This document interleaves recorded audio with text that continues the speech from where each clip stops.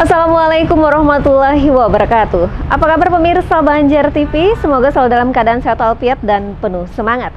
Senang sekali kami bisa menjumpai Anda kembali tentunya kali ini dalam Lintas Banua Sepekan, edisi Minggu 11 Juli 2021. Sederet peristiwa penting selama sepekan kemarin akan kami sajikan ke hadapan Anda selama 1 jam ke depan. Tetaplah bersama kami dan inilah dia Lintas Banua Sepekan selengkapnya.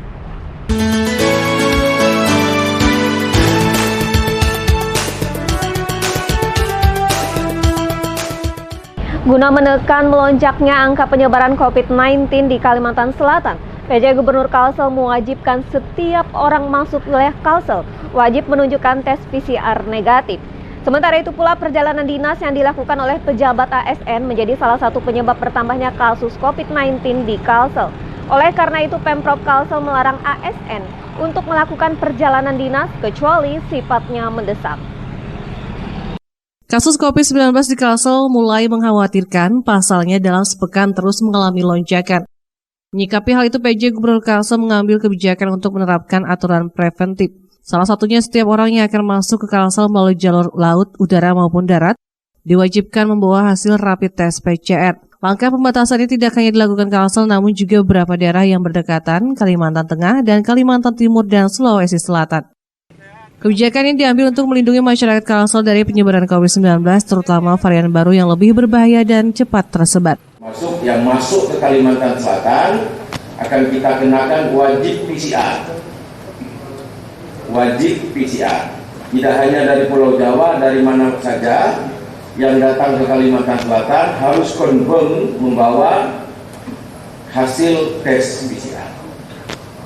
Dan ini, kebijakan ini juga sudah diambil beberapa provinsi di sekitar kita, Sulawesi Selatan, Kalimantan Timur, Kalimantan Tengah. Ya, kita karena tidak mengambil segera sebelum ada data yang mempengaruhinya. Hari ini sudah ada data mempengaruhinya. Biasanya kita positif rata-rata 50, ya, beberapa hari terakhir ada yang bahkan di atas 100. Memang sejauh ini pihaknya belum menemukan adanya varian baru seperti Delta maupun Beta tersebut. Namun dalam sepekan terakhir terjadi peningkatan kasus COVID-19 terutama yang dirawat di rumah sakit. Kendati peningkatan ini tidak berpengaruh pada kapasitas rumah sakit yang disiapkan 200 tempat tidur, namun tetap harus menjadi perhatian dan bahan evaluasi untuk penanggulangannya. Muhail Banjar TV.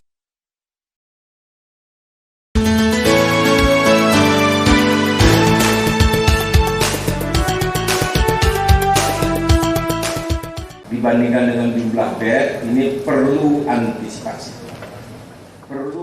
PJ Gubernur Kalimantan Selatan Safrizal ZA menyebut perjalanan dinas yang dilakukan pejabat menjadi salah satu biang kerok atau penyebab bertambahnya kasus COVID-19 di wilayah Kalsel. Hal itu disampaikan saat sambutan rapat paripurna istimewa pelantikan pengganti antara waktu anggota fraksi Golkar DPRD Kalsel Rabu 7 Juli 2021.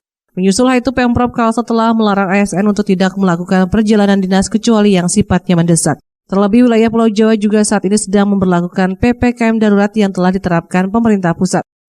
Rata-rata kasus yang kita pelajari mengapa bertambah? Karena perjalanan dinas.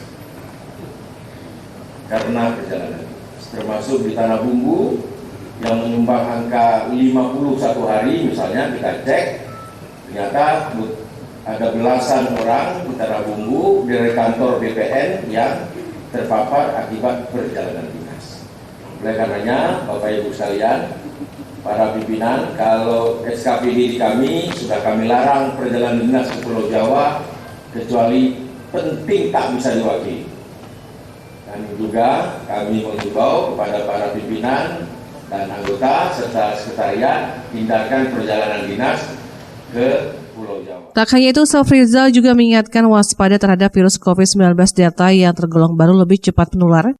Bahkan orang yang tertular dapat merasakan sesak napas dalam waktu 2 hari tanpa ada gejala sebelumnya. Muhail Banjar TV. Ya pemirsa, terkait kebijakan PPKM darurat yang akan diberlakukan Asosiasi Logistik dan Forwarder Indonesia ALPI Kalimantan Selatan mendukung penuh kebijakan tersebut.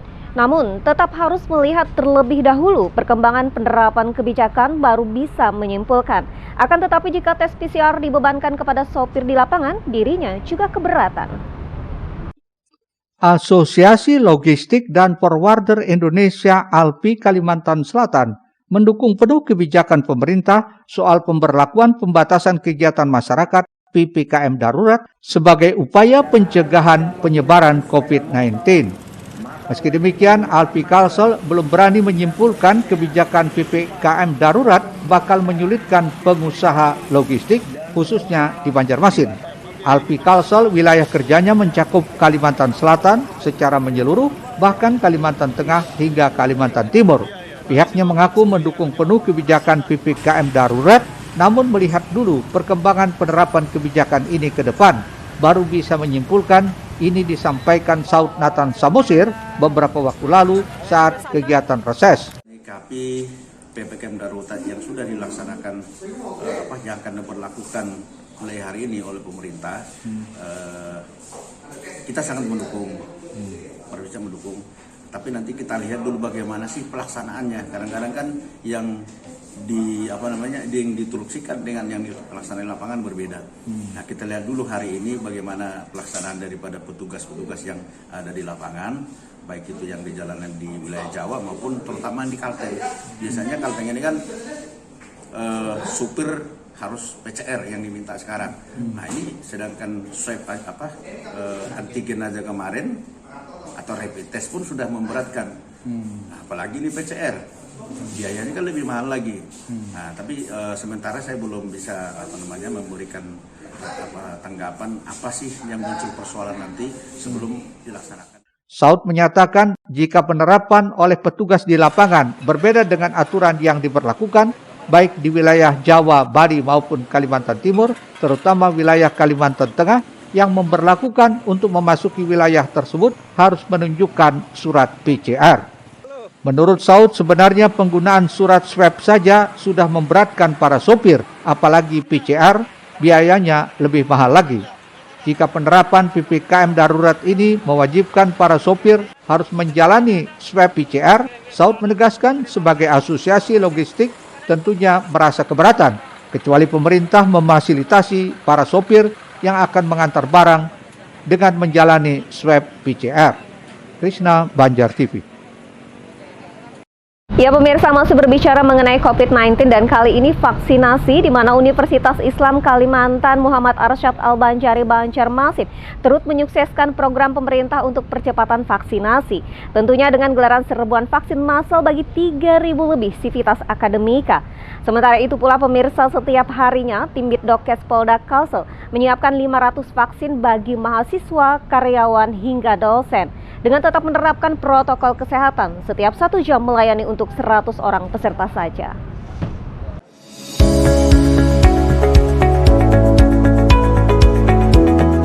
Pencanangan 1 hari 1 juta vaksin oleh pemerintah pusat turut didukung berbagai lintas sektor termasuk di dunia pendidikan.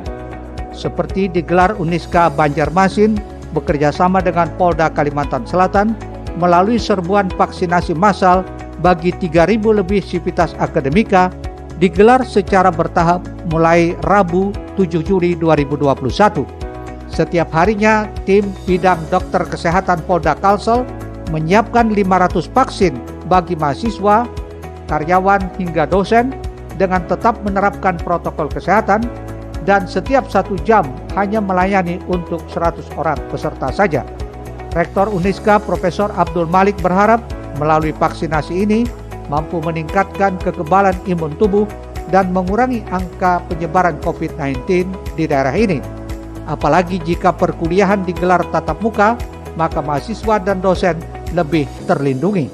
Bagaimana membantu supaya target percepatan vaksin itu bisa berjalan dengan baik, dan kami juga berkepentingan bahwa nanti kalau mahasiswa-mahasiswa kami sudah divaksin semua, kami berharap nanti COVID ini bisa melandai dan mungkin ya nanti akan bisa kita laksanakan kuliah ya. Harapan kita ya kuliah tatap muka, tapi kan masih menunggu grafik tren ya bagaimana perkembangan COVID ini di Kalimantan Selatan terutama di Banjarmasin.